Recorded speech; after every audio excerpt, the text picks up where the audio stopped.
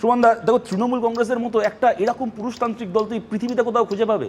মমতা বন্দ্যোপাধ্যায় নিজে তো victim blaming করেন। হাসখালি তারা বাচ্চা মেয়ে মারা যাওয়ার পরে বলেছিলেন যে ও কি ওর প্রেগনেন্ট ছিল না, লাভ অ্যাফেয়ার ছিল, দেখতে হবে। তুমি একটা দল দেখো, একজন মহিলা, একটা দলের নিজের সহকর্মী, হ্যাঁ, সে কতগুলো অভিযোগ করলো। আমি ওনার সামনেই বলছি, আমি রাজন্যার সামনেই বলছি, ওনার অভিযোগ ঠিক ভুল না ভুল এগুলো ওরাই বলতে পারবেন, ওরাই বিচার করবেন।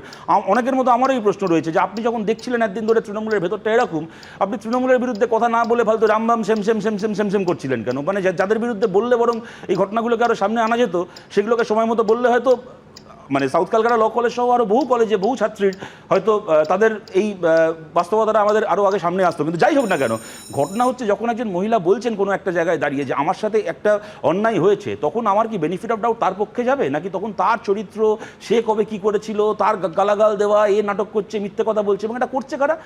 বেনিফিট অফ ডাউট চাই না, তদন্ত চাই, নিরপেক্ষ তদন্ত। ঠিক ঠিক ঠিক।